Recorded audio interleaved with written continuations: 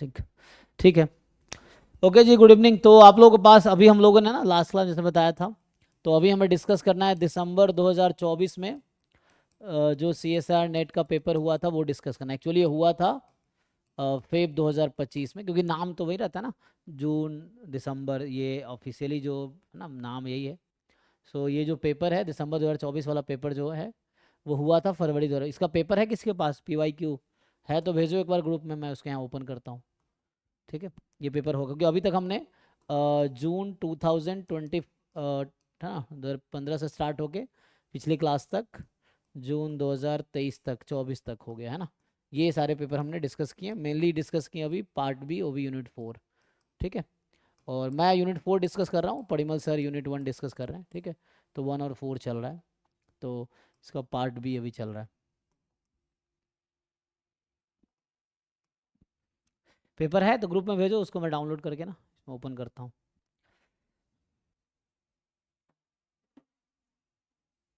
नहीं तो फिर ढूंढना पड़ेगा।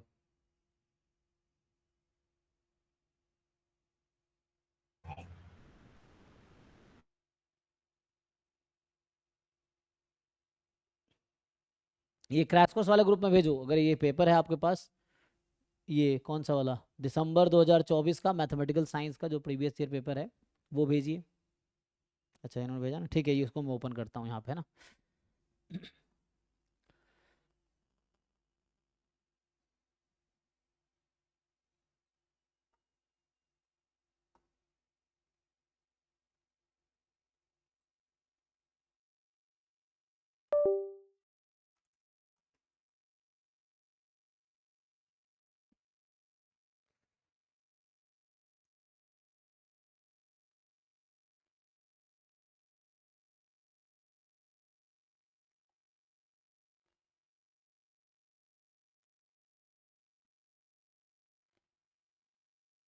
अरे, ये तो पता नहीं, इसमें देखता हूँ मेरा सिस्टम ओपन हुआ कि नहीं हुआ।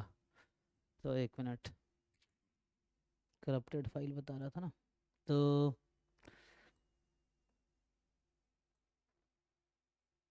नहीं, यहाँ ओपन तो हो गया, सिस्टम ओपन हो गया, उसमें सेव नहीं हुआ होगा ठीक से। अच्छा, ये आंसर की और पेपर आपने दोनों भेज दिए ना, ठीक है। तो दोबारा सेव कर लेता हूँ।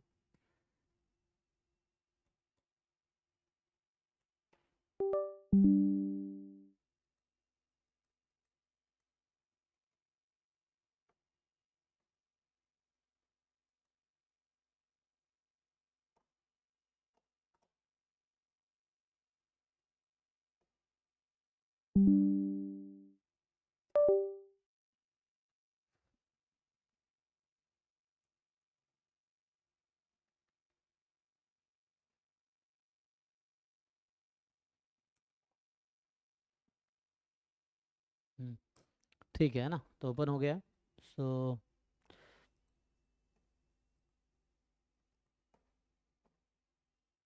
देखिए,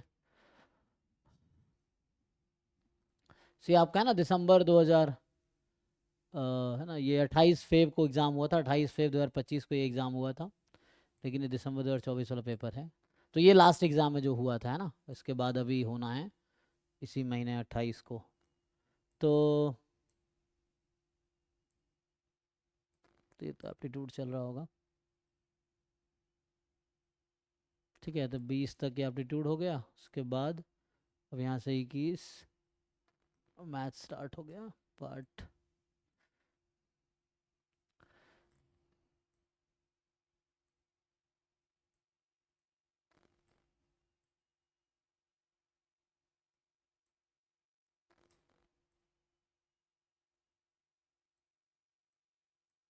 तो मेरी 49 से स्टार्ट होगा, है ना।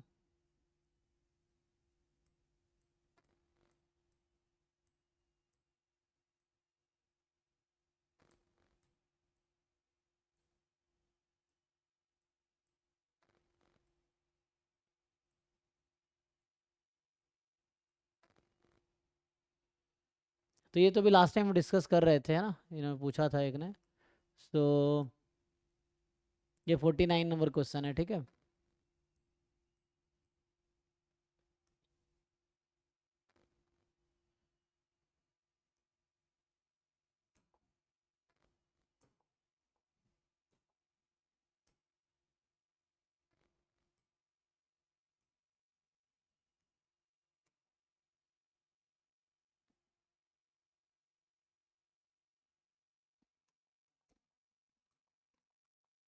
सो ये आपका है ना 49 है, दिसंबर 2024 जो पेपर था, एक्चुअली फेब में हुआ था उसका।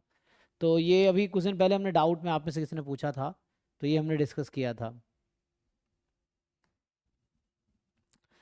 देखिए क्या होना चाहिए आपके हिसाब से। तो अगर आप वैसे प्रोबेबिलिटी वे में सॉल्व करेंगे तो ये क्या है क्वेश्चन, अगर आप इसको रिलेट करना चाहें। तो if we consider x1 x2 xn as, मान लो मैं IID ले लेता हूँ, ये जस्ट आइडेंटिटी, हाँ चलो अभी मान लेते हैं। सो यूनिफॉर्म 01 ले लेते हैं, ठीक है, ओपन 01 ले लो, कोई दिक्कत नहीं। सो यूनिफॉर्म 01 ले लिया। तो ये जो इंटीग्रल है इसको कहीं ना कहीं आप क्या लिख सकते हैं, ये जो क्वांटिटी लिखा हुआ है limit n tends to infinity, ये क्या है एक्चुअली, तो इसका जॉइंट PDF तो 1 हो जाएगा, जो चूंकि यूनिफॉर्म 01 लिया है, तो x1 x2 xn का जो जॉइंट PDF होगा 1 है। सो क्या हम इसको ऐसा लिख सकते हैं, expectation of x1 square plus x2 square plus xn square upon x1 plus x2 up to xn। ये किसमें किसी को डाउट है, ये एग्री करते हैं आप लोग? अगर x1 x2 हमारे पास ये यूनिफॉर्म 01 IID है, so this integral can be written like this, ठीक। अब इसके बारे में सोचो, तो अगर मैं n से दोनों को डिवाइड कर दूं तो क्या होगा। So if you divide by n, numerator and denominator, तो x बार तो आप जानते हैं, है ना, 1/n समेसन xi, और एक हो जाएगा डिवाइड करेंगे तो limit n tends to infinity expectation 1/n summation xi square upon 1/n summation xi। अपनी मर्जी से मैंने n से डिवाइड कर दिया दोनों को। So what is the expected value, क्या लगता है आप लोगों को क्या आना चाहिए? ये ऑलरेडी हम सॉल्व कर चुके हैं पहले, और कुछ जिन लोगों को आइडिया है बताइए, तो आगे क्या करेंगे।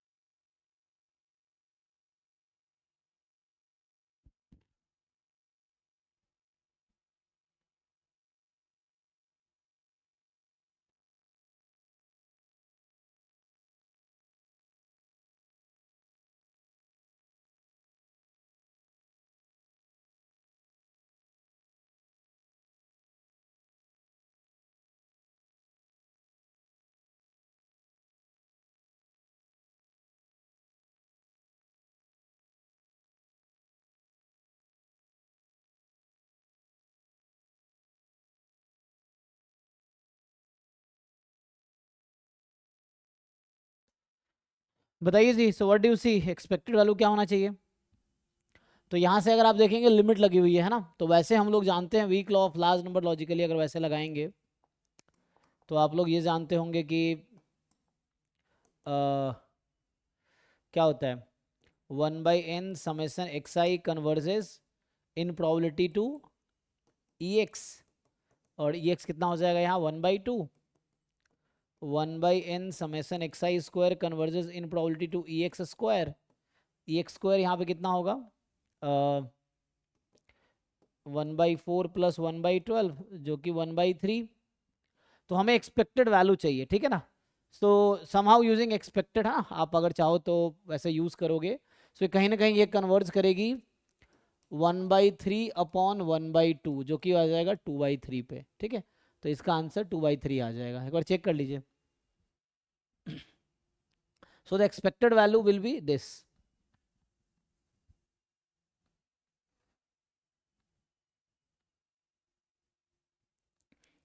सर ये एक्सपेक्टेशन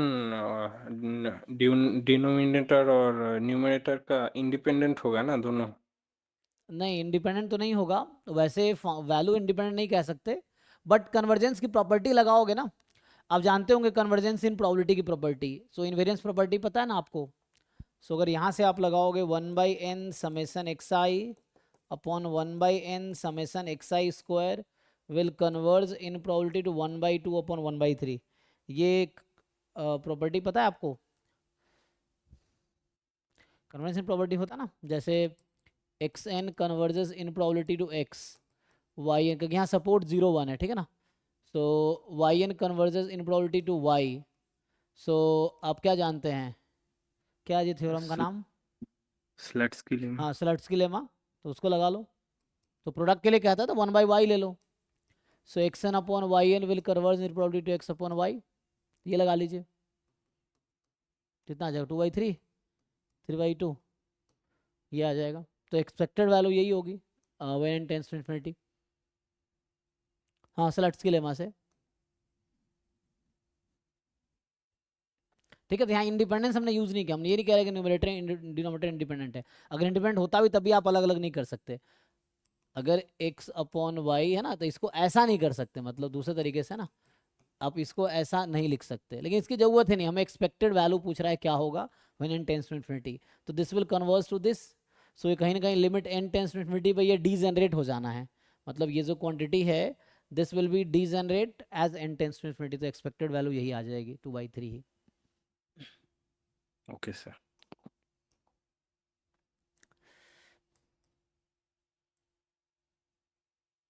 ये तो जैम में क्वेश्चन आ चुका। अगर आप जैम का PYQ देखेंगे 50 नंबर, तो जैम के प्रीवियस ईयर पेपर में पहले सब्जेक्टिव ही आते थे 2015 से पहले, उसमें ये क्वेश्चन आ चुका है, इस तरह का क्वेश्चन। एनीवे ट्राई करके देखिए। सो वहाँ तो स्पेशली एन के लिए था, ये थोड़ा आसान भी है, वहाँ एन तक के लिए है। एनीवे देखिए क्या कह रहा है कि U1 U2 U5 भी द 5 अर्न्स ईच, है ना, urn UK content 2K + K² balls, out of which, सो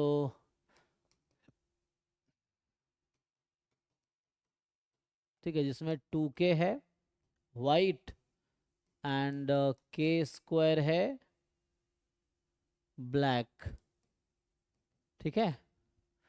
सो ये आ जाएगा। अब urn is selected with probability of selecting UK being proportional to this. So probability of UK is proportional to K + 2.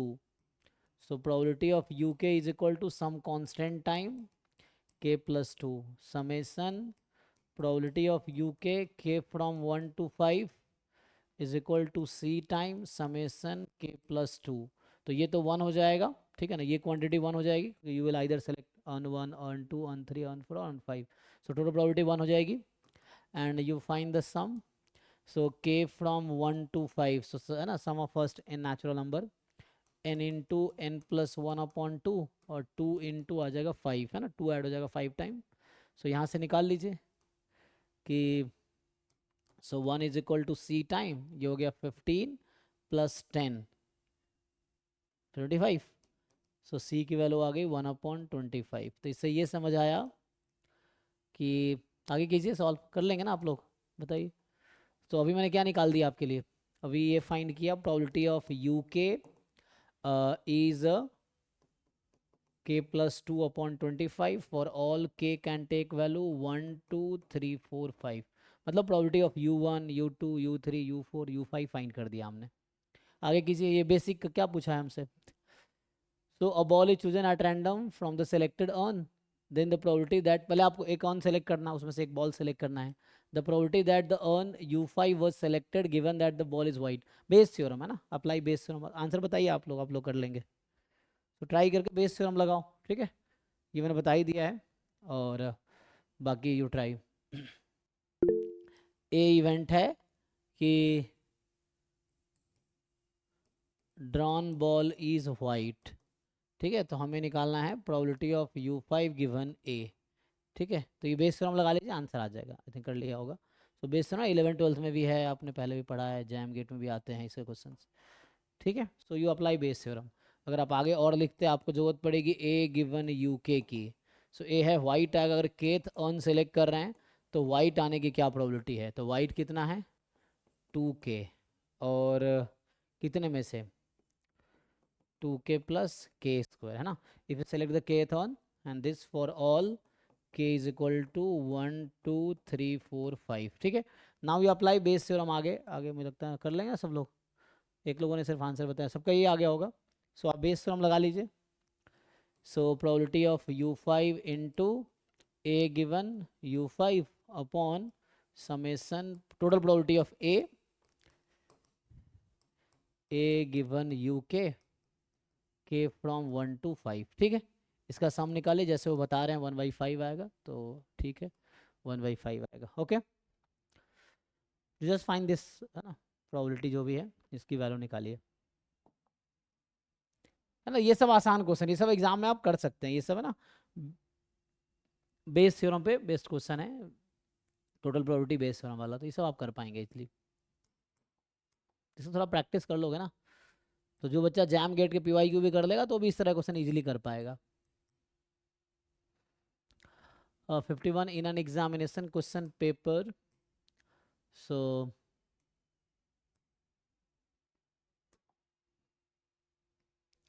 ठीक है, ये कह रहा है in an examination question paper all questions are true और false type, these are arranged in such a way that 3/4 of times a question with answer true is followed by a question with answer true. अच्छा, also 2/3 of the time a question with the answer false is followed by the question with the answer false. If the question paper has 100 questions and the approximate probability that the correct answer of the 100th question is true is, try कीजिए, ये basic probability का ही है, ठीक है।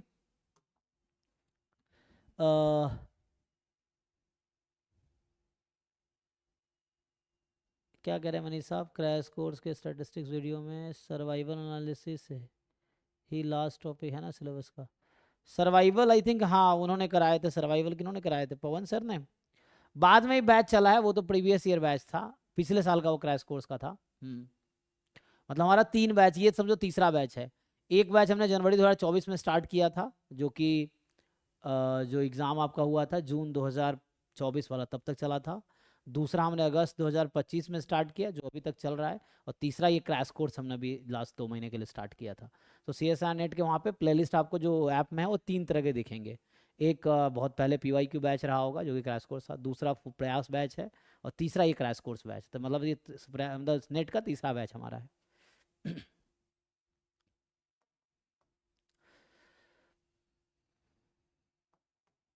ठीक है ना, इसके थ्रू हम भी सीख रहे हैं धीरे धीरे, है ना, ये होगा। एनीवेज देखिए क्या है। सो क्वेश्चन समझ आ रहा है, इन एन एग्जामिनेशन, ठीक है। तो आप जो मनीष बता रहे हैं वो शायद फर्स्ट जो क्रैश कोर्स बैच था हमारा, जनवरी 2024 में स्टार्ट किया था हमने, जून 2024 के लिए, उसका है, ठीक है। In an examination question paper all questions are true और फॉल्स टाइप, ठीक है ना। मतलब हर क्वेश्चन में 2 ऑप्शन है आपके पास, या तो ट्रू है या फॉल्स है। And these are arranged in such a way that 3/4 time a question with the, तो अगर जैसे इसको मुझे लगता है मार्कोव चेन के थ्रू, है ना, भी देख सकते हैं आप कि जैसे ट्रू फॉल्स, ट्रू फॉल्स, तो पिछला ट्रू है, अगला ट्रू होने का क्या चांस है, 3/4, तो यहाँ बचेगा 1/4। फॉल्स है तो अगला फॉल्स होने का चांस क्या है, 2/3, 2/3, एंड यहाँ क्या बचेगा 1/3। तो ये ट्रांजिशन प्रोबेबिलिटी मैट्रिक्स है काइंड ऑफ, है ना।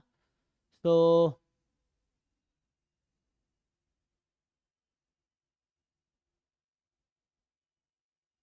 और टोटल 100 क्वेश्चंस हैं। The approximate probability that the correct answer of the 100th question is true is, so क्या प्रोबेबिलिटी है कि 100वें क्वेश्चन का आंसर ट्रू होगा।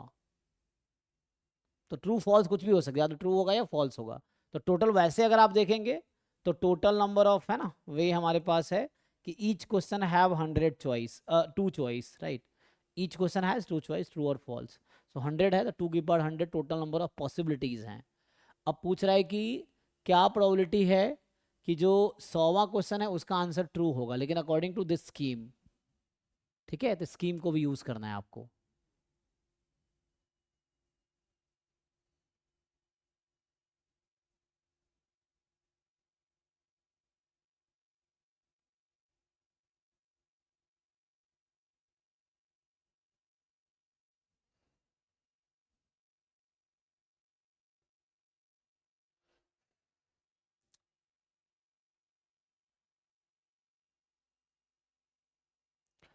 जैम गेट का टेस्ट सीरीज ऑलरेडी चल रहा है, उसमें आपको नेट का भी मिलेगा। तो अभी हमने टेस्ट सीरीज में नेट का पेपर भी अपलोड करना शुरू किया है। पहले हम लोग PYQ अपलोड करे थे, नेट का जो प्रीवियस ईयर पेपर है तो वो हम लोग अपलोड कर रहे हैं सो दैट आप previous year question mock test की तरह प्रैक्टिस कर सको एक्चुअल एग्जाम की तरह। तो अभी हम लोग अपलोड कर रहे हैं, तो अगर आप जैसे कोई टेस्ट खरीदते हो गेट का या नेट का या जैम का, तो उसमें आपको जैम गेट नेट तीनों का मिलेगा। तो अभी जैम का तो है ना अराउंड 200 टेस्ट है, गेट का अराउंड 25 टेस्ट है ना, सब मिला के unit wise and full length, mainly full length है। उसके बाद जो नेट का अभी हम लोग PYQs अपलोड कर रहे हैं, जो प्रीवियस ईयर पेपर है टोटल 120 क्वेश्चन का आता है ना, तो वो हम अपलोड कर रहे हैं सो दैट आप प्रीवियस ईयर पेपर बिल्कुल एज अ मॉक टेस्ट दे पाओगे एक्चुअल एग्जाम की तरह, है ना। तो यू कैन एनालाइज कि आपका कितना परफॉर्मेंस अभी है प्रीवियस ईयर पेपर में। फिर हम लोग पेपर बनाएंगे आगे, तो दिसंबर के लिए हमारा नेट का भी टेस्ट जाएगा। सो अभी नेट गेट के लिए चल रहा है उसमें, है ना, मॉक टेस्ट, क्योंकि पोर्टल हमारा ना जो अभी हमने मई से स्टार्ट कर दिया था, सो रेगुलरली मतलब 60-70 टेस्ट अपलोड हो भी चुके हैं एटलीस्ट मुझे लग रहा है, सब मिला के। वो अपडेट आपको दे देंगे, आपको कांटेक्ट करेंगे ना टीम से तो बता देगा आपको। तो टेस्ट ऑलरेडी चल रहा है ना, यू कैन अटेम्प्ट पूरे, आप अगर आप जैसे एक साल में आप देखोगे तो अराउंड सब मिला के जैम गेट नेट का मिला के 250 से 300 टेस्ट अपलोड होगा, ठीक है। उसमें आप आधा यूनिट वाइज लगा लो, आधा फुल लेंथ लगा लो, वैसा है। तो अगर इतने टेस्ट अगर आप अटेम्प्ट कर पाओगे तो आपके कम से कम 10 से 15 हज़ार क्वेश्चन आपके प्रैक्टिस हो जाएगा। लेकिन इतना कोई बच्चा करता नहीं है ना, ये है। अगर कर पाओगे तो जैसे क्वेश्चन प्रैक्टिस के लिए बच्चे ढूंढते कहाँ से लाए, तो अगर आप यही जो हमारा पोर्टल है उसमें अराउंड है ना एंड तक 250-300 टेस्ट हो जाएगा। पिछले साल हमने 200 अपलोड किए थे जैम के, प्लस 10 या 15 के नेगेट के थे, इस तरह से है। इस बार है ना टारगेट 200 जैम का तो रहेगा ही, फिर गेट का हम 25 फुल लेंथ टेस्ट अपलोड करेंगे जैसे गेट पैटर्न पे। नेट का भी कोशिश कर रहे हैं जितना हो सकता है दिसंबर तक। सो वो है तो अराउंड 250 टेस्ट कम से कम मिलेगा आपको, है ना। और 250 टेस्ट में टोटल नंबर क्वेश्चन काउंट करेंगे तो कम से कम 12-13 हज़ार क्वेश्चन होगा, ठीक है, कम से कम। सो ठीक है, तो बाकी टीम को आप टेक्स्ट करके ले सकते हैं, टेस्ट का टेस्ट चल रहा है ऑलरेडी, है ना। हाँ, ऐप से भी कर सकते हैं या टीम को कांटेक्ट करेंगे, UPI से भी पेमेंट करके आप खरीद सकते हैं। क्योंकि मेनली क्या मॉक टेस्ट में क्या होगा, हमारा एक पोर्टल है स्पेशली, आपको मैं दिखाऊं तो ये जैसे आप अगर एंटर करेंगे ना, ये है,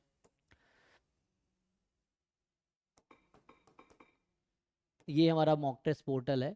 तो मेनली आपको क्या चाहिए, ID पासवर्ड ना, क्योंकि हमने भी किसी कंपनी से खरीदा है, ये जो conductexam.com एक कंपनी है जिससे हम सॉफ्टवेयर खरीदते हैं। तो जैसे ये है, तो मेनली क्या है कि आप अगर पेमेंट करोगे तो आपको ID पासवर्ड मैं प्रोवाइड कर दूंगा। जैसे अगर मैं देखूँ अभी शायद मेरे पास एक्सेस है नहीं, क्योंकि ये लास्ट ईयर का ID पासवर्ड जो कि एक्सपायर हो चुका है, क्योंकि वो मई में रीसेट हो जाता है टेस्ट पोर्ट, है ना। तो ये अभी एक्सपायर हो चुका है, वरना ओपन कर दिखाते। तो इसमें है कि मेनली आपको ID पासवर्ड चाहिए सो दैट, है ना, आप यहाँ पे ID पासवर्ड मिल जाएगा, then you can attempt test. तो मेनली है कि ID पासवर्ड चाहिए, ऐप से बहुत ज़्यादा मतलब नहीं है, क्योंकि टेस्ट का ऐप अलग है ना। तो टेस्ट ये क्लास का वीडियो रिकॉर्डिंग का ऐप अलग है, टेस्ट का ऐप अलग है ना। अगर आप फ़ोन से देना चाहो तो, अगर लैपटॉप या सिस्टम से दोगे तो ये है। अदरवाइज जैसे अगर इसको मैं डेस्कटॉप मोड पे कर रखा हूँ, अगर मैं ये हटा दूंगा डेस्कटॉप मोड से तो ये मुझे कहेगा ऐप डाउनलोड करने के लिए, है ना। सो ये बोलेगा कि ऐप डाउनलोड कर लो, Masters Classes app is also available on the Android. तो यहाँ से मैं डाउनलोड करूँगा तो ऐप डाउनलोड हो जाएगा, है ना, मतलब आपके फ़ोन में भी ऑप्शन आएगा। तो ये हमारा एक ऐप है मास्टर्स ऑनलाइन टेस्ट, ये दूसरा ऐप है ना। और क्लास वाला ऐप अलग है। तो इस तरह से है।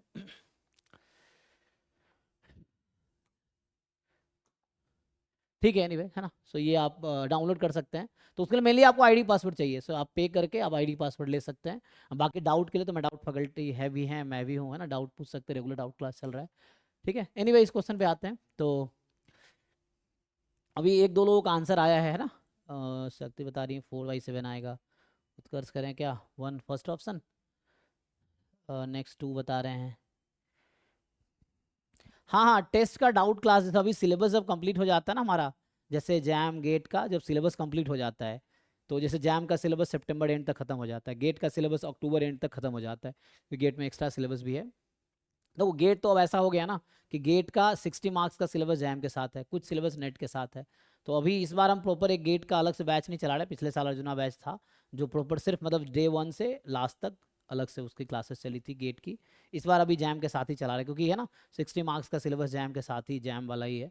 फिर जो एक्स्ट्रा है वो हम अलग से कवर करते हैं, है ना, जब जैम का सिलेबस कंप्लीट हो जाएगा तब, या अभी बाद में। तो वैसा है।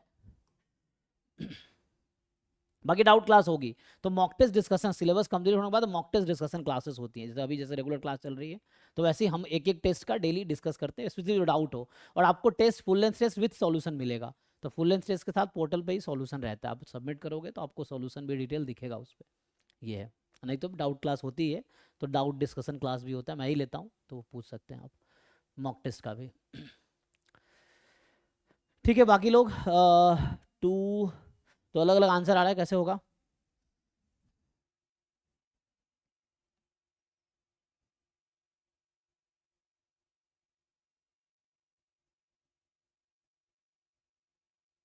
बाकी लोग भी ट्राई करो भाई, ये तो बेसिक प्रॉपर्टी का क्वेश्चन है।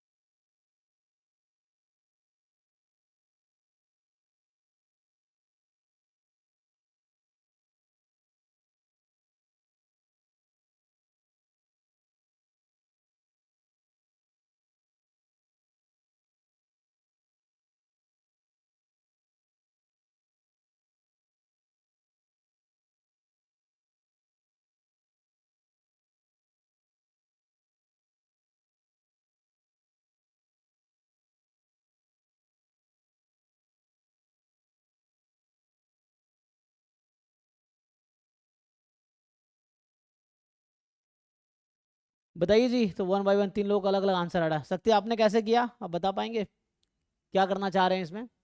हमें क्वेश्चन क्या बताना है कि क्या प्रोबेबिलिटी है। सर स्टेशनरी डिस्ट्रीब्यूशन निकाल सकते हैं, ठीक हाँ है। हाँ, कौन सा सर मार्कोव से हो जाएगा beta upon alpha plus beta. Okay, हाँ, आप क्या कह रहे थे Ankit? Pi equal to pi p से स्टेशनरी डिस्ट्रीब्यूशन, वहां से ट्रू की प्रोबेबिलिटी डायरेक्ट अच्छा, स्टेशनरी डिस्ट्रीब्यूशन लॉन्ग निकालनी रन है। में। ठीक है, तो स्टेशनरी डिस्ट्रीब्यूशन कितनी आ रही है? सर 4/7। अच्छा, 4/7। Okay, pi P is equal मतलब टू है ना। पाई वन 4/7, सेकंड 3/7, पाई टू अच्छा तो पाई अच्छा, वन आएगा 4/7। 4/7, 3/7, ये आ गया ना। तो stationary probability in the long run, अच्छा, तो लॉन्ग रन प्रोबेबिलिटी ये है 4/7, 3/7। तो ये हमने ट्रू और फॉल्स, यही ना। तो देख लीजिए, है ना, द अप्रोक्सीमेट प्रोबेबिलिटी बोला है ना। So the approximate probability that the correct answer of the 100th question, so 100 is a large number, है ना, तो it's like nth, so long run probability की बात कर रहे हैं ना। सो इस तरह से आ जाएगा। बाकी लोग देखिए कन्विंस्ड हैं, तो इसको आप सॉल्व करेंगे, स्टेशनरी प्रोबेबिलिटी निकालेंगे तो ये आ जाएगा 4/7, 3/7, तो इससे आ जाना चाहिए। ओके जी, तो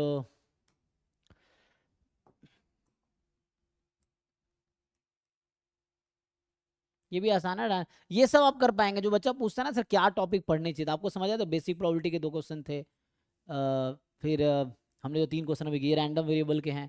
सो ये सब क्वेश्चंस आप इजीली कर पाएंगे। रैंडम वेरिएबल पढ़ लोगे, मार्कोव चेन पढ़ लोगे, बेसिक प्रोबेबिलिटी पढ़ लोगे, तो इनसे कुछ हद तक क्वेश्चन हो जाएगा। ट्राई कीजिए, ये भी आसान है। इसमें कह रहा है कि एक्स बाइनोमियल 9 थीटा है, और लेकिन थीटा रेस्ट्रिक्टेड है, ये ध्यान रखना है ना, theta is restricted to 0.721। Y Poisson lambda है, लैम्डा मोर देन 0 है, 3 EY बराबर EX है। तो बताओ कौन सा ट्रू है। तो पहले थीटा निकाल लीजिए, आई थिंक थीटा और लैम्डा में कुछ रिलेशन आ जाएगा, है ना, यहाँ से। सो ट्राई करके देखिए क्या आता है, सिंगल ऑप्शन करेक्ट होगा।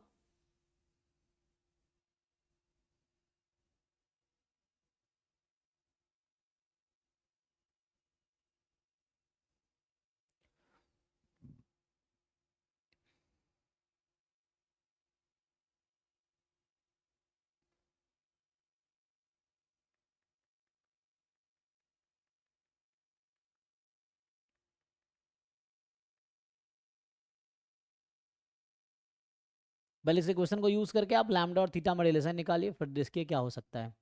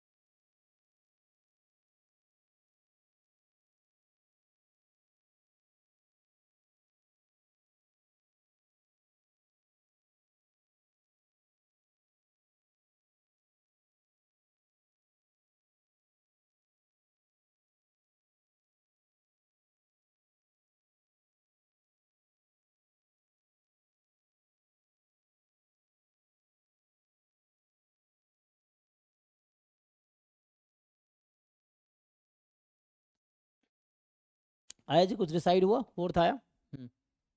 तो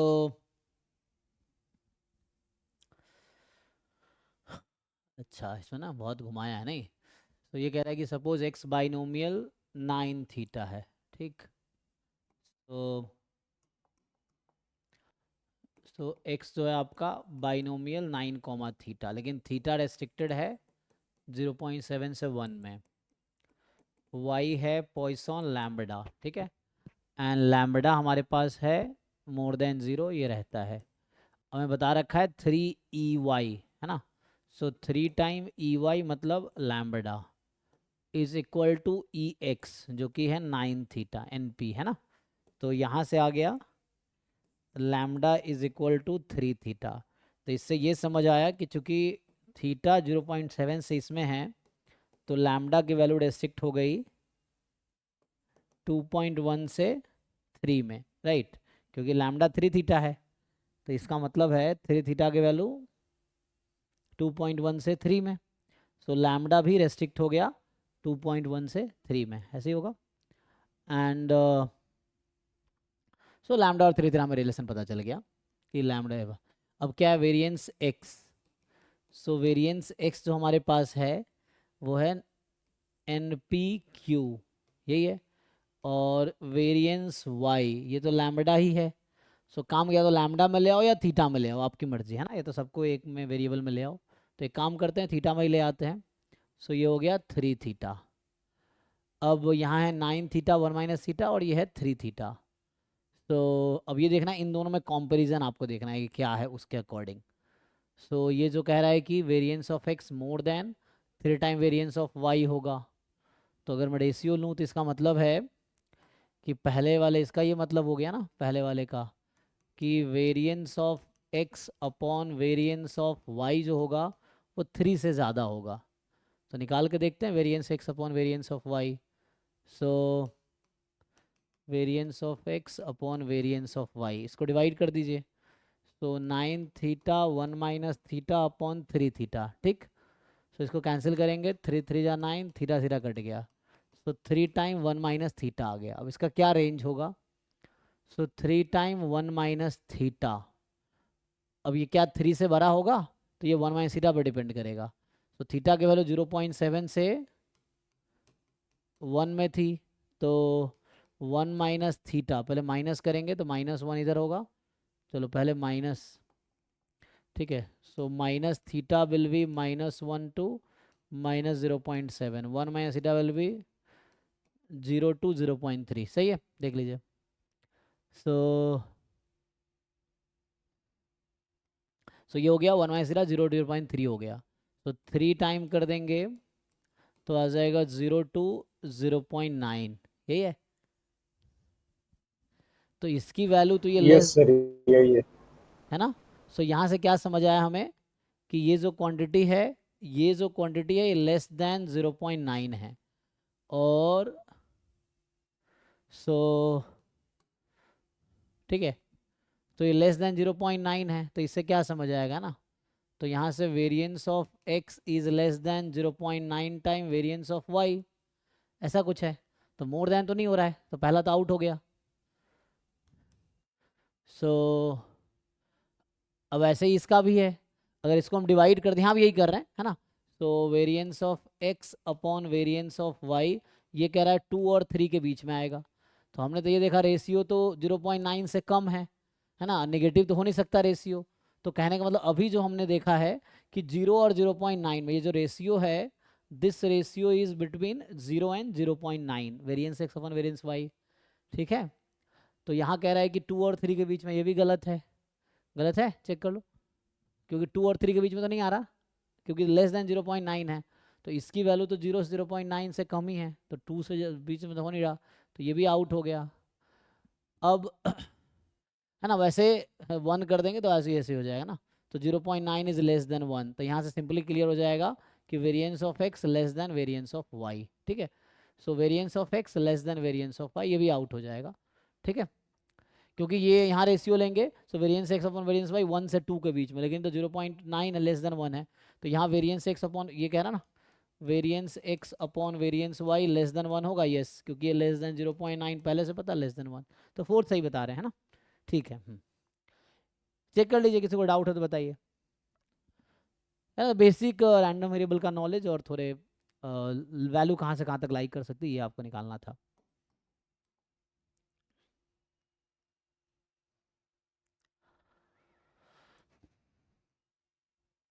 ये टेस्टिंग आ गया तो इन्फेरेंस पढ़ना पड़ेगा ना.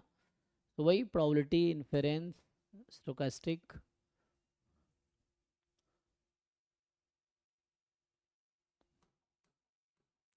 सो कह रहा है x1 x2 xn random sample है from a gamma distribution with shape parameter alpha and scale parameter beta. ठीक है. So for a suitable constant c, the rejection region of the most powerful test for rejecting H0 against, है ना. तो ये जो बोल रहा है, ये PDF जो होगा, तो इसके अकॉर्डिंग बीटा तो 1 ही है, तो कोई दिक्कत नहीं, 1 बाई बीटा है, कुछ भी लिखो. तो 1 अपॉन गामा अल्फा x की पावर अल्फा -1 e की पावर -x, यही होगा. तो ये आपका PDF है. ठीक है, चाहो तो इक्वल लगा लो. तो दिस इज योर PDF, जहाँ अल्फा ऑब्वियसली पॉजिटिव है, बीटा 1 दे रखा है. तो कह रहा है कि आपको एक ये आपका प्रॉब्लम है कि टेस्टिंग H0 जो कि alpha is equal to 1 against H1 alpha is equal to 2. ठीक है. सो अल्फा 1 अगेंस्ट अल्फा 2 आपको टेस्ट करना है. तो आई थिंक ये निकालना मुश्किल नहीं होगा. आपको याद है ना लाइक्लीहुड रेशियो टेस्ट का थ्योरम, लगाइए. Likelihood function under H0 upon likelihood function under H1 less than equal to some constant. तो अभी k ले लो, इसको सिंप्लीफाई करो, तो है ना, ये आप निकाल पाएंगे इजीली. सो ट्राई कीजिए. सो यहाँ अगर लाइक्लीहुड फंक्शन लिखते हैं तो क्या होगा, 1 बाई गामा अल्फा की पावर n और प्रोडक्ट ऑफ एक्स आईज इसकी पावर अल्फा -1 और इंटू ई की पावर माइनस समेसन एक्स आई. ऐसा हो जाएगा जी. ठीक, तो ये आपका हो गया. So likelihood function in alpha in H naught, मतलब अल्फा की जगह एच नॉट वाला रखना है, और एच वन का मतलब अल्फा की जगह एच वन वाला रखना है। तो यहाँ जब आप पुट करेंगे, सिंप्लीफाई कीजिए पुट करके, सिंपल है। लाइक्लीहुड फंक्शन रखना है, अल्फा की जगह एच नॉट जो वैल्यू वो रखना है आपको। तो इतना वन है तो इधर गायब हो जाएगा, तो यहाँ हो जाएगा 1 गामा अल्फा की पावर n ई की power minus summation X I, और यहाँ आ जाएगा 1 गामा अल्फा की पावर n। अब यहाँ देखिए, जब यहाँ अल्फा एच वन में अल्फा 2 है तो 2 रखना पड़ेगा। So product of X I इसकी पावर 2 माइनस 1 ई की power minus summation X I. तो आसान क्वेश्चन हो गया ना, less than equal to C, या अभी के लिख लो है ना, क्योंकि सी के टर्म में लाना है, या just less than, strictly less than ले सकते हो, कोई दिक्कत नहीं है। तो ये और ये गायब, ये और ये गायब, तो रेसिप्रोकल हो गया, तो क्रॉस मल्टीप्लाई कर लो। So product of X I from 1 to n, 1 था less than equal more than, है ना, मोर देन 1/k जो कि सी हो जाएगा। This is the answer. तो इसमें किसी को डाउट है देख लीजिए। तो प्रोडक्ट एक्स आई मोर देन सी वाला पहला, ठीक है, ये समेसन वाला है, ये लेस देन। किसी को डाउट भाई? बिल्कुल बेसिक क्वेश्चन है, जो लाइक्लीहुड रेशियो टेस्ट आपका है। अच्छा, आप लोगों ने बता ही रखा है पहले ही सब लोगों ने ना, क्योंकि जो बेसिक लाइक्लीहुड रेशियो टेस्ट आप जानते हैं सब लोग, तो ये इजीली आप लोग कर लेंगे।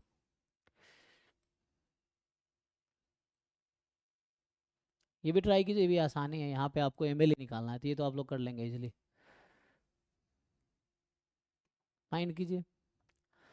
सो यहाँ पे आपके पास रैंडम सैंपल है, यूनिफॉर्म थीटा 1 माइनस थीटा, यहाँ ध्यान दीजिए थीटा रेस्ट्रिक्टेड है ना, थीटा लेस देन हाफ है। सो एमएल ही बताना है थीटा का। ट्राई करके बताइए आप लोग, ये आसान क्वेश्चन है।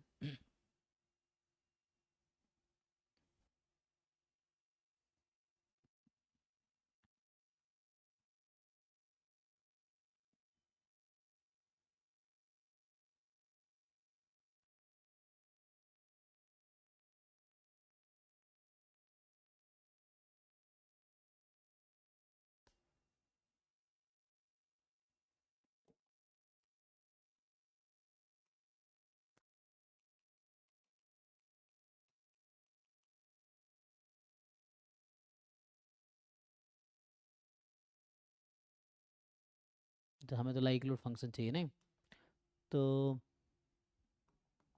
पहले लाइक्लीहुड है ना फंक्शन निकाल लो।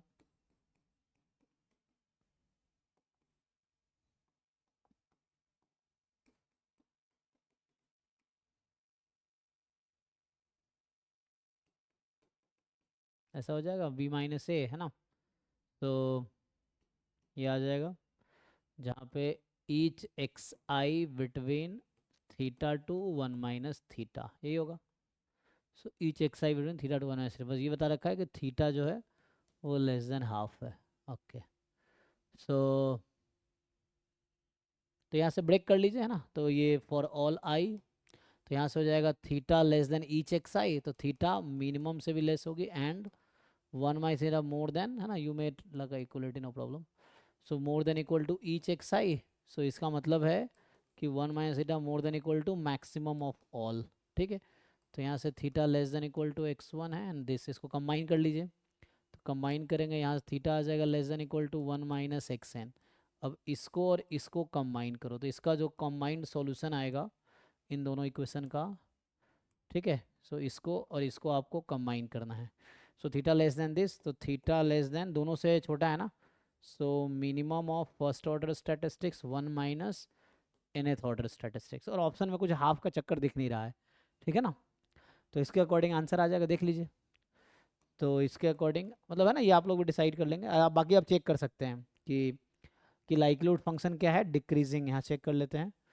तो ये हो जाता 1/1 माइनस 2 थीटा की power n over this interval, ठीक।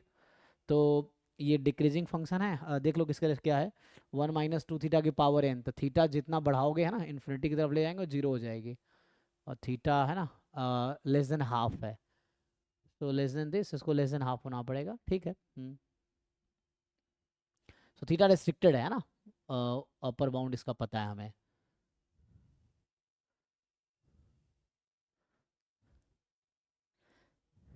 अच्छा, ये लेस देन थीटा क्यों आया था, कि 2 थीटा माइनस 1 जो है ना नेगेटिव, ऐसा कुछ देखिए, 2 थीटा, थीटा लेस है ना, Positive.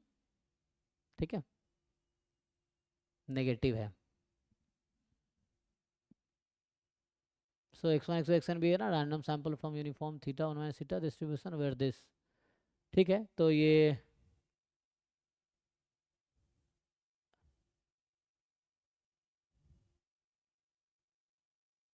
ठीक है, तो हमारा 1 माइनस 2 थीटा क्या हो जाएगा, पॉजिटिव। इसीलिए इन्होंने ऐसा दिया था कंडीशन कि पीडीएफ पॉजिटिव रहे, ठीक है। तो इसका रूल बस इतना ही था कि पीडीएफ पॉजिटिव रहे, ठीक है ना। तो देख लीजिए आंसर आप लोग।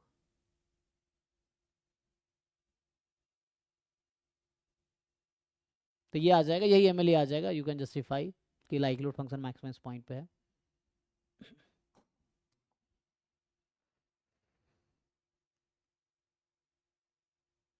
देखिए 55 है ना, तो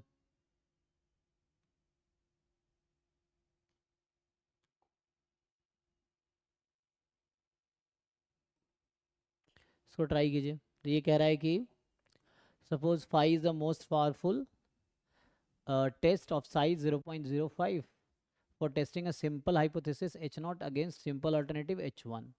If the power of the test is 0.4, then which of the following is true? अच्छा, तो ये एक एग्जाम में भी इस तरह क्वेश्चन है, हम लोग पीआई कराते हैं। इसमें ऐसा कुछ है, मान लीजिए कि h0 आपके पास है, h0 is theta is equal to theta not, h1 में theta is equal to theta 1, मान लीजिए इस तरह क्वेश्चन है। एंड एक तो ये प्रॉब्लम हो गया। अब ये कह रहा है कि इसका जो मोस्ट पावरफुल क्रिटिकल रीजन है ना, टेस्ट है ना, वही बात है। सो फाई इसका, phi is the UMP test for this problem, ठीक है। अब आपको ये कह रहा है, और इसका साइज आपको दे रखा है 0.05 and is the power that is 0.4, और इसका पावर दे रखा है 0.4 है ना, 40%, राइट। सो 0.4, ठीक है। अब ऑप्शन ध्यान से देखिए, तो 1 माइनस अल्फा के बारे में बात कर रहा है। तो ये हमने है ना, एक रिजल्ट है सिंपली, अगर आप इसको इंटरचेंज कर देते हो तो क्या इफेक्ट पड़ेगा। मतलब ये है कि मान लो एक नया प्रॉब्लम हम कंस्ट्रक्ट करें, स्टार लगा रहा हूँ मैं, ठीक है, h0 स्टार, h0 स्टार में theta is equal to theta 1, और h1 स्टार में है theta is equal to theta not. तो मतलब जो h0 h1 था वो इंटरचेंज हो गया। तो अब इसका uniformly most powerful critical region क्या होगा।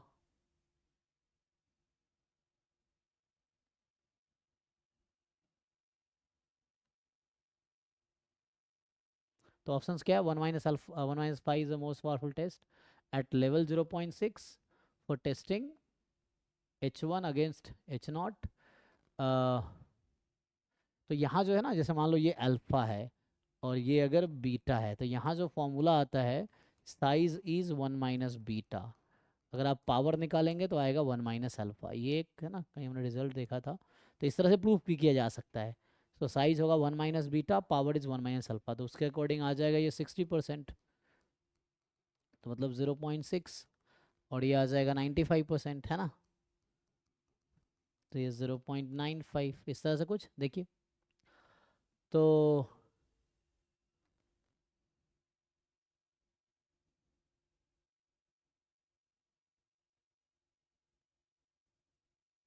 सर इसकी साइज 1 माइनस बीटा कैसे आती है?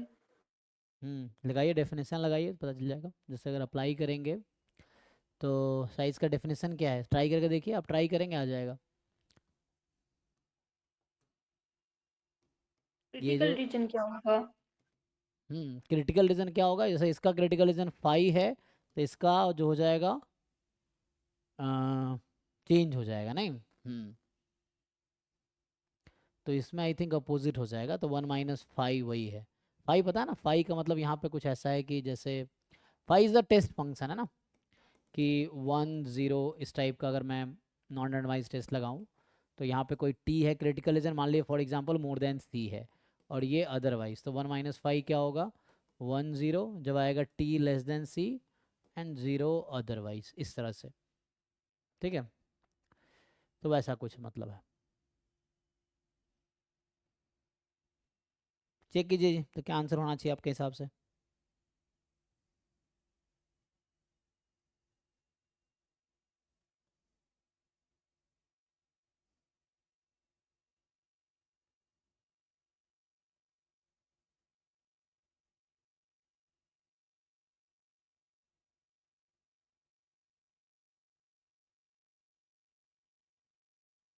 ठीक है ना?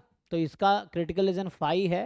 वो तो ऑप्शन में एक ही आपके पास ऑप्शन है, दूसरा सोचने का ऑप्शन नहीं, तो 1 - 5 होगा।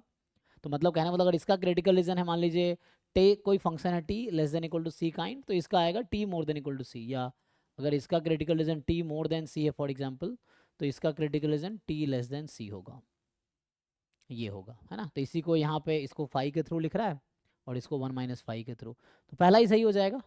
Most powerful test of level, मतलब वही साइज या लेवल है ना, यहाँ पे सिंपल वर्ड से सिंपल में कोई दिक्कत नहीं है, साइज लेवल सेम रहेगा। तो ये 0.6 आ जाएगा, एंड पावर पूछता तो 95% आ जाता, इस तरह से कुछ। पावर होना, हमें तो पावर का काम भी नहीं है, तो पावर का भी रहने तो कोई दिक्कत नहीं है। तो यहाँ पे जो है एटलीस्ट ये आ जाएगा। ठीक है, तो हमारे काम को तो इतना ही है इस क्वेश्चन में। आप डिराइव करके देख सकते हैं, बाकी जिनको जानना है कैसे, तो आप इसका लगाइए डेफिनेशन। क्या होता है probability of rejecting H not, तो यहाँ एच नॉट स्टार होगा क्योंकि आप इसके लिए बात कर रहे हैं। गिवन क्या लिखते हैं साइज में, एच नॉट इज ट्रू, मतलब H not star is true, तो इसको लगाइए। रिजेक्ट एच नॉट क्या है यहाँ, टी लेस देन सी, मैं इसके लिए सॉल्व कर देता हूँ। When H naught is true, H naught में क्या है आपके पास, theta is equal to theta 1। ठीक, इसको मैं लिख सकता हूँ 1 माइनस प्रोबेबिलिटी, अगर कॉन्टिन्यूस डिस्ट्रीब्यूशन है ना, अगर कॉन्टिन्यूस नहीं है तो आप इक्वलिटी लगा लो, कोई दिक्कत नहीं है। एक मिनट, मैं एच यहाँ से स्टार्ट कर रहा हूँ, ठीक है, तो लेस देन ले लो, तो ये हो जाएगा more than C when theta is equal to theta 1, ऐसा लिख सकते हैं। अब आप इसको देखिए उस क्वेश्चन के पर्सपेक्टिव से जो पहले लिखा था, तो ये है rejecting H not, rejecting H not when h1 is true, और ये क्या होता है, so 1 minus power of first test beta. ठीक है,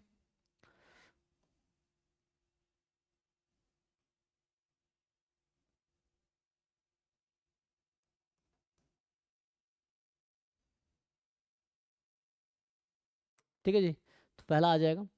तो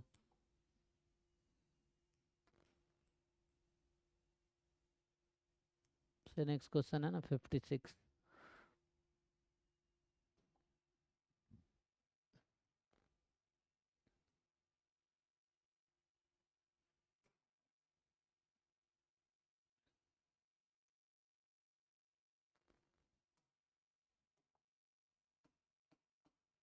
देखिए 56 क्या कह रहा है। सो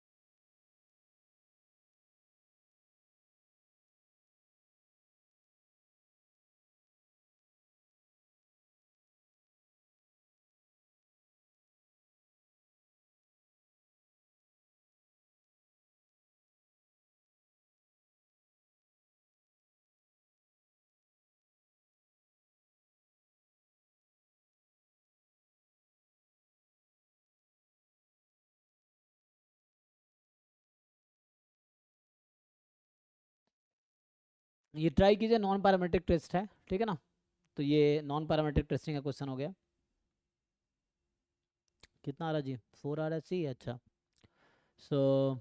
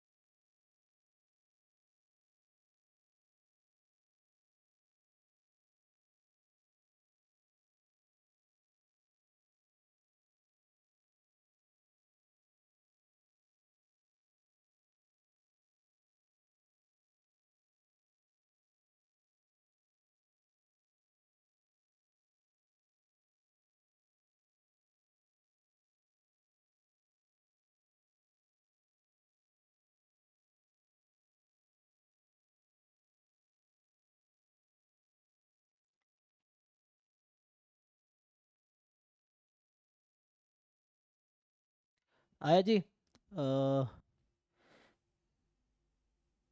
अच्छा, एक का C4 आ गया, V3/25, तो उसके अकॉर्डिंग आपका आ गया 103/25, अगर दोनों का सही है तो सिंपल वर्सेस कंपोजिट के लिए वो रिजल्ट अप्लाई होगा। सर प्लीज ये नॉन पैरामीट्रिक वाला एक्सप्लेन कर देंगे। हाँ, इसमें क्या है ना, क्योंकि पैरामीटर नहीं है ना, सो वो पिछला वाला सिंपल वर्सेस सिंपल के लिए था, जो शक्ति आप पूछ रहे हैं, तो वो सिंपल वर्सेस सिंपल के लिए ही है। इसमें सिंपल है, मीडियन टेस्ट है ये, है ना, कि आपके पास एक रैंडम सैंपल है साइज 5 का, और एब्सोल्युटली कॉन्टिन्यूअस। एब्सोल्युटली कॉन्टिन्यूअस क्या होता है कि, है ना, मतलब वो जो कॉन्टिन्यूअस हम लोग जनरली, मैं जिसको कॉन्टिन्यूअस बोलता हूँ, एब्सोल्युटली कॉन्टिन्यूअस, क्योंकि जो मिक्स्ड रैंडम वेरिएबल है ना, कुछ लोग उसको कॉन्टिन्यूअस में ही काउंट करते हैं, तो एब्सोल्युटली कॉन्टिन्यूअस का मतलब मिक्स्ड वाला नहीं आएगा। So S denote the number of xi greater than 0। तो एस क्या है? कार्डिनलिटी है ना, S is the cardinality of the set, है ना, नंबर ऑफ xi, या तो लिखूँ मैं जिसकी है ना number of xi is greater than 0, है ना, number of xi which is more than 0, वैसे नंबर है ना, सो ये नंबर ऑफ xi है मोर देन 0। तो देखो यहाँ पे दो चीज़ें हैं, या तो xi मोर देन 0 होगा या लेस देन 0 होगा, ये ना, मतलब ऐसा है, इसने बोला है, मतलब वो कॉम्प्लीमेंट ले सकते हो आप। अच्छा, यहाँ पे टेस्ट क्या कर रहे हैं हम लोग? m is 0 against m is more than 0, ठीक है, ऐसा ग्रेटर देन 0 ना, तो ग्रेटर देन 0 होगा या नहीं होगा, है ना। एक केस है कि xi मोर देन 0 होगा, या दूसरा लेस देन इक्वल टू 0, दो ही ऑप्शन है, तो एक को आप सक्सेस बोलो और दूसरे को फेलियर, ठीक है। तो ये मान लीजिए सक्सेस है, ये आपका फेलियर है, तो दो ही ऑप्शन है ना, ईच xi के पास दो ही ऑप्शन है, क्योंकि सपोर्ट या तो है ना पॉजिटिव होगा या नॉन नेगेटिव होगा, नॉन पॉजिटिव होगा ना, सॉरी। तो वैसा है। अब पूछ कर आपसे, तो टेस्ट कर रहे हैं आप कि मीडियन 0 है अगेंस्ट मीडियन पॉजिटिव है ना। तो हम लोग क्या टेस्ट कर रहे हैं कि जो मीडियन है उस डेटा का, 5 नंबर आपके पास है, 5 रैंडम वेरिएबल, तो उसका मीडियन जो है पॉजिटिव है, मतलब एक्चुअली डिस्ट्रीब्यूशन का मीडियन है ना, ये पॉपुलेशन का मीडियन m है, m is the median of population. So या तो मीडियन 0 है या 0 नहीं है। ओके अब आपको एक क्रिटिकल रीजन भी दे दिया है, ठीक है, कि 5x1 है अगर s मोर देन c है। तो देखो यहाँ से जब आप साइज निकालते हो आपको 5 गिवन होता है ना, तो जब आप साइज निकालते हो तो साइज एक्चुअली होता है एक्सपेक्टेशन ऑफ 5x, ठीक है, व्हेन h0 इज ट्रू, ठीक है। ये डेफिनेशन होता है साइज का जब आपको टेस्ट फंक्शन दिया हुआ होता है। अगर सिर्फ क्रिटिकल रीजन रहता है, मान लो t मोर देन 0 या s more than 0 kind of, तो उसमें सिंपल होता है rejecting h0 when h0 is true, है ना। सो इस साइज का मतलब यहाँ पे ये है। सो आप ये क्वांटिटी निकालिए, आपको ये लेफ्ट साइड दे रखा है कि ये 0.05 है। अब आप इसका ये फाई एक रैंडम वेरिएबल है, आप इसका एक्सपेक्टेशन निकाल लीजिए। अगर मैं पूछूं आपसे कि एस का डिस्ट्रीब्यूशन क्या है, कोई बता पाएंगे? एस है कि number of random variables which is positive, right? Binomial जी, है ना, बाइनोमियल हो जाएगा क्योंकि या तो पॉजिटिव हो या पॉजिटिव नहीं होगा, है ना। तो पॉजिटिव होना सक्सेस है, पॉजिटिव नहीं होना फेलियर है। तो एस का डिस्ट्रीब्यूशन एक्चुअली बाइनोमियल होगा, क्योंकि बाइनोमियल में क्या होता है, दो ही ऑप्शन है, सक्सेस फेलियर। और नंबर ऑफ ट्रायल कितने हैं? 5 रैंडम वेरिएबल है। तो ये एस का डिस्ट्रीब्यूशन है binomial. So it has distribution binomial 5 comma क्या लेंगे प्रोबेबिलिटी? 0.5। हाँ मीडियन है ना, अंडर एच नॉट हम बात करेंगे अभी। तो एच नॉट में क्या है, मीडियन इज 0। तो आपको मीडियन का डेफिनेशन पता होगा, अगर कोई नंबर मीडियन है तो उससे आगे की प्रोबेबिलिटी भी हाफ है और पीछे की प्रोबेबिलिटी भी हाफ है। मतलब उस पॉइंट पे अगर सपोज m मीडियन है, probability x more than m is half, x less than m is half. Absolutely continuous point पे प्रोबेबिलिटी 0 ही होगी। सो ये है। तो अगर हम अंडर एच नॉट बात करें, so if you talk about under H not, so this is binomial, ठीक, ये है आपके पास। तो क्योंकि यहाँ में अंडर एच नॉट ही बात करना है, तो यहाँ से आप एक्सपेक्टेशन निकालिए। तो कैसे निकालेंगे? इसकी वैल्यू 1 है, so 1 into probability S more than C. यहाँ v है, so v into probability S is equal to C, and this is equal to 0.05। अब आपको एस का डिस्ट्रीब्यूशन पता है तो आप खुद डिसाइड कर सकते हैं कि क्या होना चाहिए, ठीक है। तो जो सी का यहाँ पे पॉसिबल चॉइस आपको दे रखा है अल्दाउ, है ना, तो डिसाइड कर पाएंगे? तो अभी इन लोगों जैसे डिसाइड किया अब आप कर पाएंगे यहाँ से।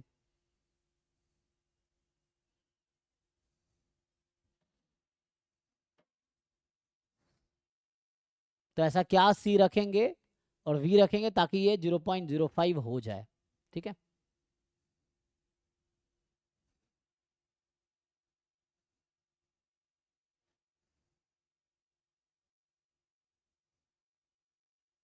सो v 0 से 1 में है, नेगेटिव हो नहीं सकता, ठीक है। तो v पॉजिटिव है, ये भी पॉजिटिव है, तो ये होना पॉजिटिव क्वांटिटी ही है। और ये भी पॉजिटिव 0.05 लाना है, 5%, ठीक है। तो यहाँ पे c के डिफरेंट वैल्यूज रख के मुझे लगता है ट्राई करना चाहिए और v वहाँ से निकल आएगा। तो आप हिडन ट्रायल ट्राई कर सकते हैं। You can start with v, है ना, c 5 हो सकता है, एक बार 5 रख के देखिए उससे क्या आता है। c को 4 रख के देखिए, 3 2 1, है ना, मिनिमम 0 कर सकते हैं, -0 -1 भी अलाउड है। तो यहाँ से स्टार्ट किया, आई थिंक इससे आंसर आ जाएगा, ठीक है।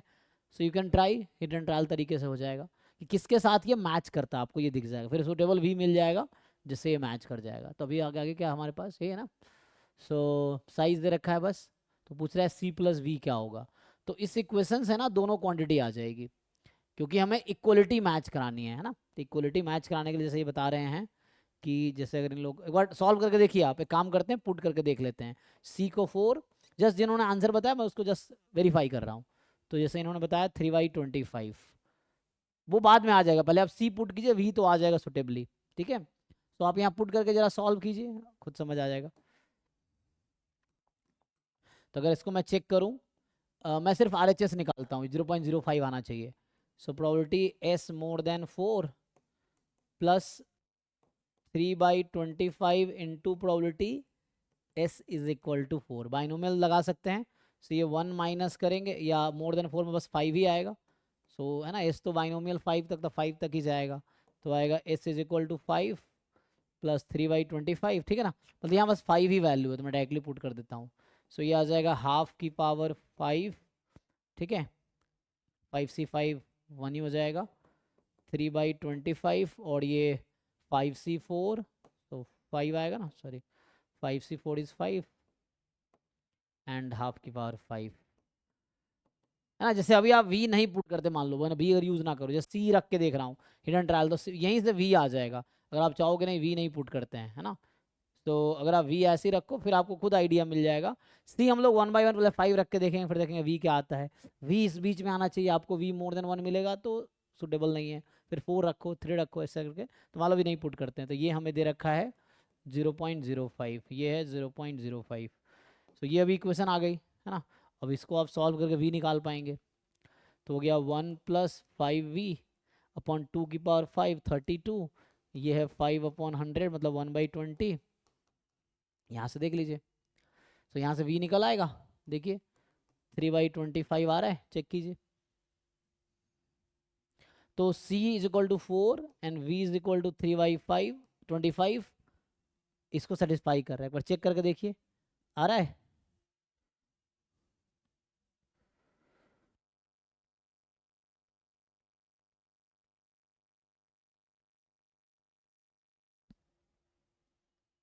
ये बार क्रॉस चेक कर लीजिए, है ना। तो इसके अकॉर्डिंग जैसे इन लोगों ने बताए हैं, तो उनके अकॉर्डिंग आंसर आ जाएगा ये।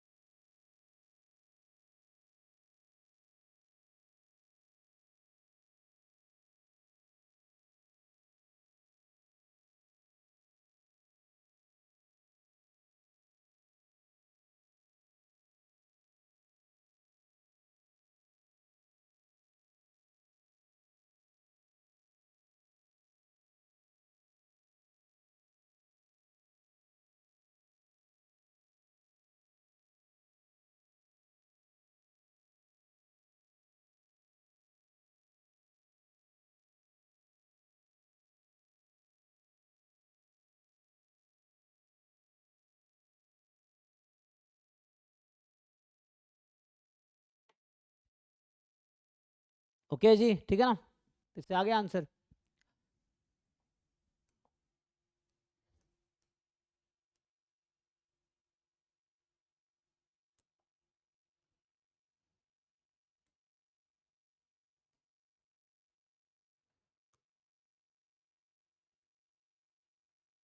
सो ये क्वेश्चन कह रहा है consider multiple linear regression model, है ना, Y I beta not plus beta 1 xi1 and so on beta p xip epsilon I where errors are uncorrelated with zero mean and finite variance sigma square.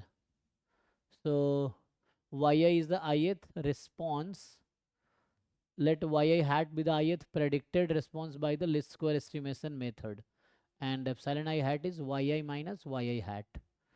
So मतलब है ना yi minus estimated. So then which of the following statement, I think direct result है, देख लो. Variance of epsilon I hat is less than variance of epsilon I. Covariance between epsilon I and epsilon k hat is equal to covariance between this. Variance of yi hat is variance of yi. Expected value of yi hat is less than. तो बस ये पूछ रहा है कि जो expected ना least square estimator जो estimator आएगा उसमें क्या relation होगा than the actual yi. तो ये सब रिजल्ट बेस्ड क्वेश्चन है इसमें ना, मतलब स्ट्रेट फॉरवर्ड रिजल्ट है, को याद है तो हो जाएगा. बताइए क्या सही लग रहा है आप लोग. बाकी किसी ऑप्शन में गलत करना है तो आपको एक एग्जांपल लेके उसको वो करना पड़ेगा, डिस्कार्ड करना पड़ेगा.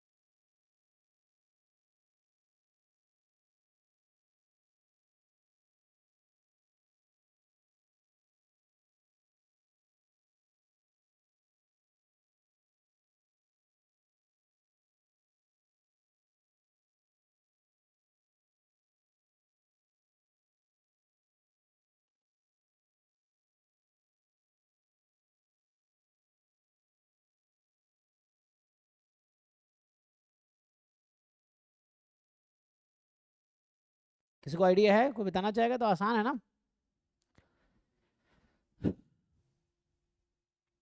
क्या होगा, जैसे आप ये एक प्रॉपर्टी जानते होंगे एप्सिलॉन आई हैट का सम 0 होता है, ये होता है. इसे क्या समझ आ रहा है कि एप्सिलॉन आई हैट जो है वो क्या है, कहीं ना कहीं कोरिलेटेड है.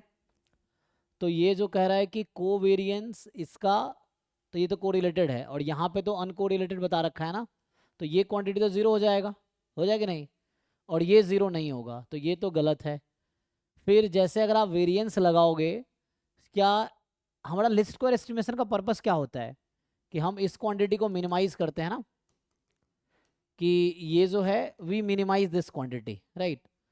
सो इसको हम मिनिमाइज करते हैं.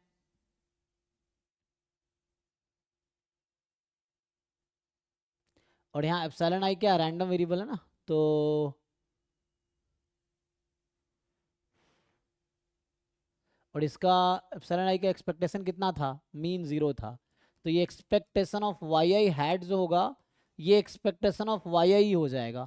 तो ये भी फॉल्स है क्योंकि ये दोनों इक्वल होगा. ठीक है, रह गया वेरिएंस का.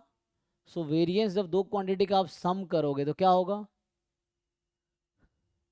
सो यहाँ से अगर आप देखो ठीक से, तो Y I is equal to Y I hat plus epsilon I. अगर दोनों तरफ वेरिएंस लगाओगे तो क्या दोनों का वेरिएंस सेम आएगा, क्योंकि इसका तो नॉन जीरो वेरिएंस है, इसका वेरिएंस सेम आएगा, सेम नहीं आएगा ना. ये तो कह रहा है सेम है, कट गया, तो बचा यही सही होगा। और ये इसलिए है क्योंकि जब हम लोग स्क्वायर एस्टिमेटर निकालते हैं ना, तो ये इसको मिनिमाइज करते हैं, तो वो एप्सिलॉन हैट का जो है ना एरर, जो रिड्यूस्ड एरर आएगा उसका वेरिएंस कम आएगा, है ना। एस्टिमेटेड एरर जो होगा, जो भी सॉरी एप्सिलॉन आई हैट होगा, तो उसका वेरिएंस कम आएगा, मतलब बाकी ऑप्शन गलत इसलिए सही है, ठीक है ना। तो वैसे देख लो।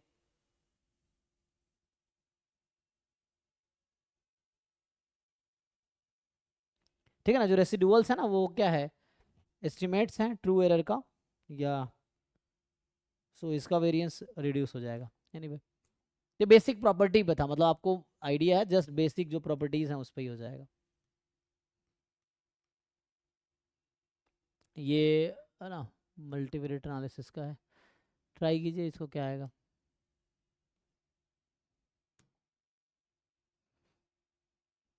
तो कौन सा क्वेश्चन था ये वाला, 57, ये 58।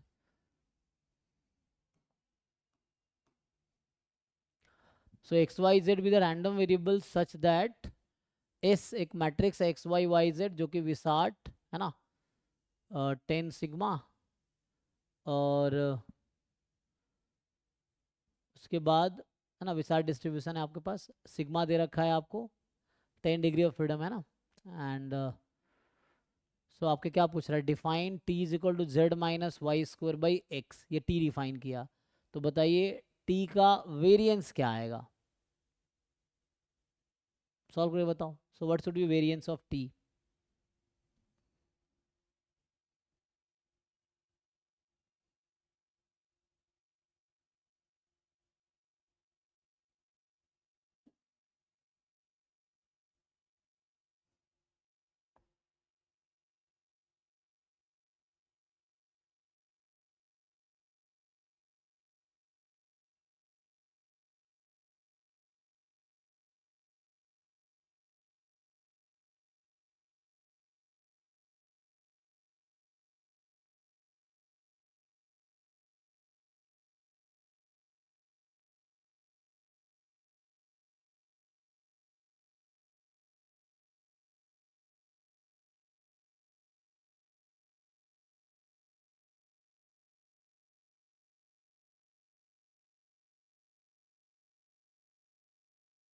इसमें थोड़ा कैलकुलेशन है, करके देखो।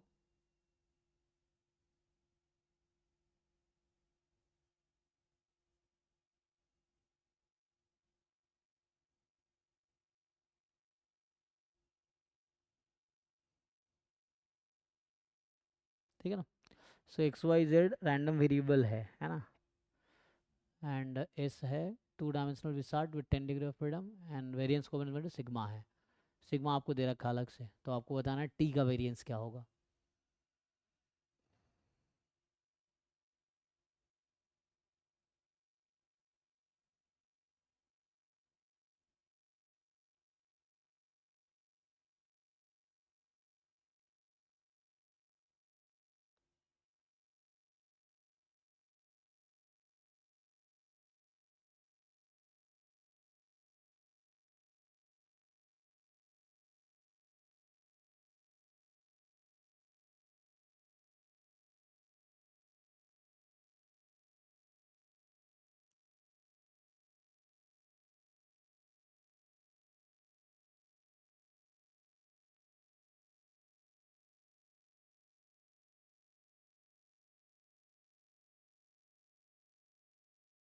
तो थोड़ा टी को एनालाइज करो, तो टी क्या है एक्चुअली, ये है X Z minus Y square upon X kind of, है ना।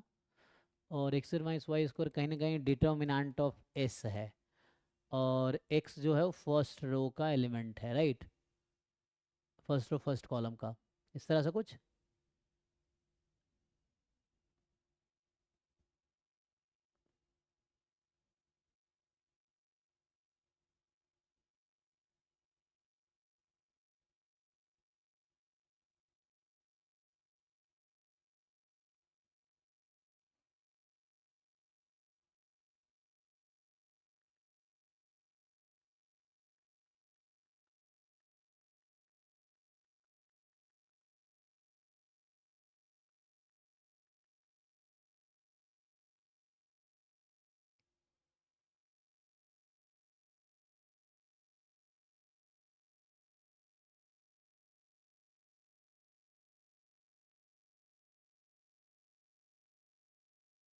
आई थिंक डायरेक्ट कोई रिजल्ट है, ये क्या कुछ ऐसा टर्म्स आता है ना,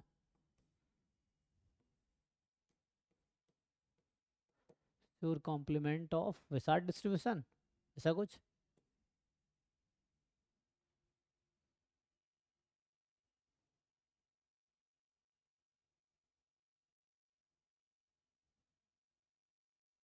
ये टॉपिक पढ़े हो?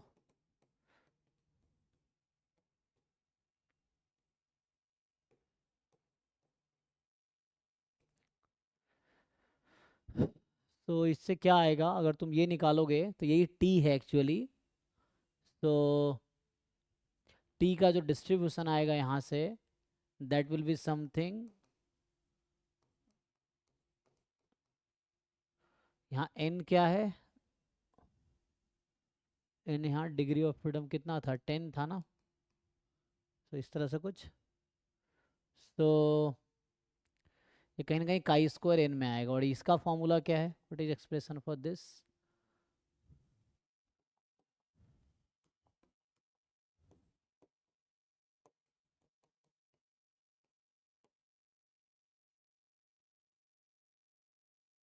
याद है किसी को, बताओ क्या होगा इसका एक्सप्रेशन।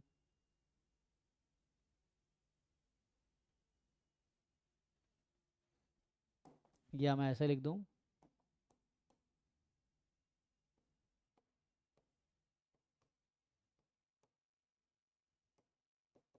ऐसा कुछ आएगा देखो। नहीं, यहाँ पे स्क्वायर नहीं आएगा ना, क्योंकि यहाँ जेड है, तो जेड का पोजीशन क्या है उसमें, सेकेंड रो की सेकेंड कॉलम। तो जेड का पोजीशन क्या है, सेकेंड रो की सेकेंड कॉलम ना, और जेड 2 1।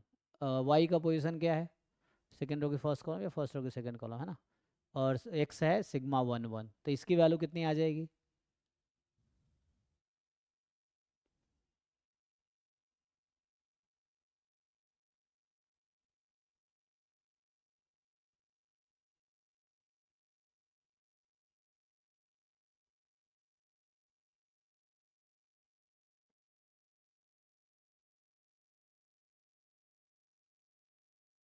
वैल्यू पुट कर दो यहाँ पे, क्या आएगा। तो इसकी वैल्यू अगर आप निकालोगे, तो सिग्मा 2 2 कितना हमारे पास यहाँ पे है ना, सिग्मा मैट्रिक्स, तो सिग्मा 2 2 है 1 माइनस हाफ का स्क्वायर अपॉन 1, सो 1 - 1/4 कितना, 3/4।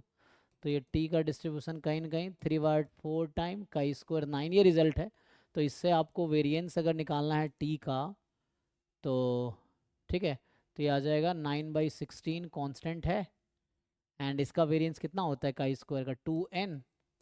तो ये हो जाएगा, देखो कितना आता है, सो 81/8, इस तरह से कुछ आएगा, देखो ये आ जाएगा। सो ये आप टॉपिक पढ़ोगे ना मल्टीवेरिएट में, तो यहाँ समझ आ जाएगा सूर कॉम्प्लीमेंट क्या होता है, तो उससे कुछ आ जाएगा।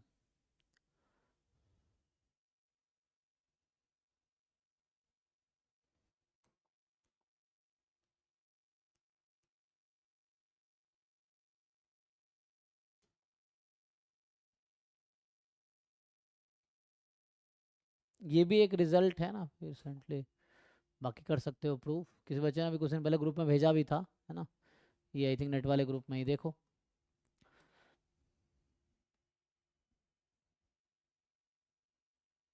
क्या आंसर आएगा इसका, बताओ, देखो क्या आएगा।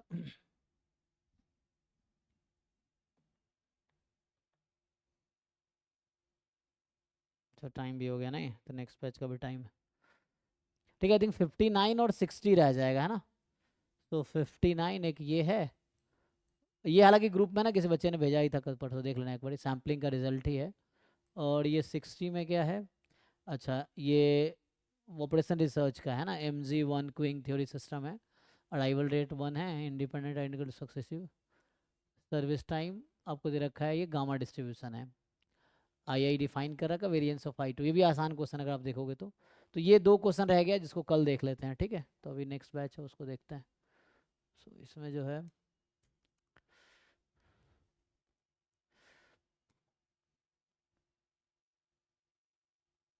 ठीक है, ये 2 क्वेश्चन है जो कि अभी हमने इस पेपर का रह गया, बाकी 12 क्वेश्चन आते हैं, ठीक है ना।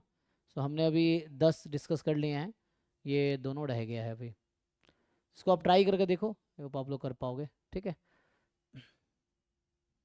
ठीक है जी, सकते हैं। हाँ, तो ये बता रहे, इसका फोर्थ बता रहे हैं ऊपर वाले का, इसका ये तो सैम्पलिंग के सिंपल रिजल्ट से आ जाएगा कि अनवाइस एस्टिमेटर क्या होगा। P with the population proportion of the unit, है ना, processing a certain attribute in a population of n unit, p with a sample proportion in the sample and simple random sampling without replacement of n unit, then unbiased estimate result ही है। और यहाँ पे आपसे variance of I2 पूछ रहा है, तो I2 का वेरिएंस का मतलब हो गया, एंड I2 क्या, 1 फर्स्ट ट्रांजिशन फ्रॉम 2 to 1 और फिर 2 to 3, इस तरह से। तो बर्नौली है ना, I2 तो बर्नौली डिस्ट्रीब्यूशन हो जाएगा, बर्नौली P समथिंग होगा, तो इसका वेरिएंस आ जाएगा P इंटू 1 माइनस P। तो मेनली आपको P निकालना है। सो P का मतलब हो गया probability I2 is equal to 1, और I2 इज इक्वल टू 1 कब होगा, है ना। सो I2 की वैल्यू 1 कब होगी, जब फर्स्ट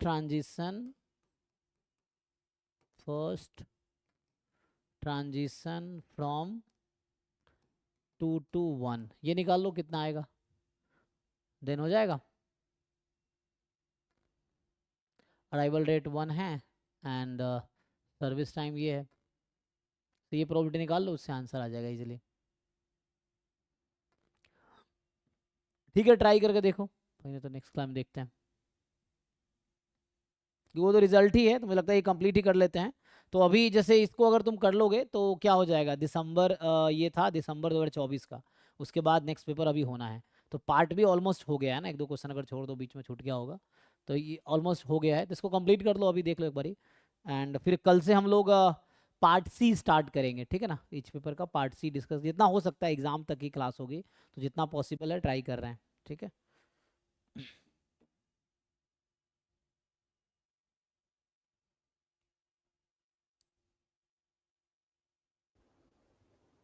CSSR चालू करेंगे उसको।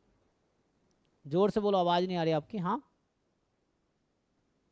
इसी Sir, from which year you will start, sir? आप जैसे कहेंगे, हमने इसका 2015 से स्टार्ट किया था, है ना, तो ये हमने 2015 जून से स्टार्ट करके अभी 2024 दिसंबर तक का हमने ये कंप्लीट कर लिया है।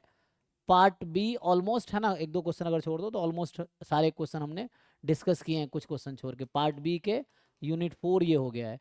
अब रहता है पार्ट सी, तो पार्ट सी जितना हो पाएगा एग्जाम तक ट्राई करेंगे। ठीक है, बाकी नेक्स्ट एग्जाम में फिर करा देंगे, ये रिकॉर्डिंग तो रहेगा ही बच्चों के लिए। सो आप जैसे कहेंगे, आप लोग 24 से करना, 24 से कर किस सकते हैं। year? हैं, इसी पेपर से स्टार्ट करें, है ना। Sir, वही sir. ठीक है, 2024 से Okay, स्टार्ट sir. कर लेंगे। So will start with 2024, then जहाँ तक हो पाएगा। ठीक है, तो इसी पेपर का कंटिन्यू कर लेंगे, पार्ट सी। ठीक है, बाकी इनको कंटिन्यू कर लो, आप कंप्लीट कर लो, एंड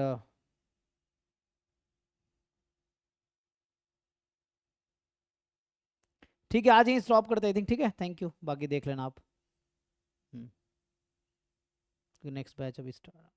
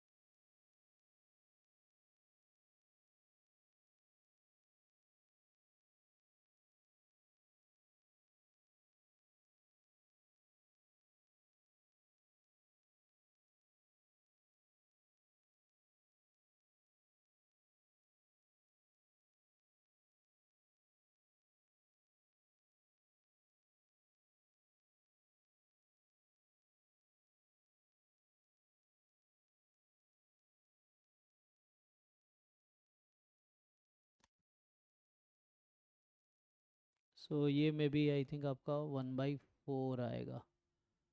सो यहाँ से आ जाएगा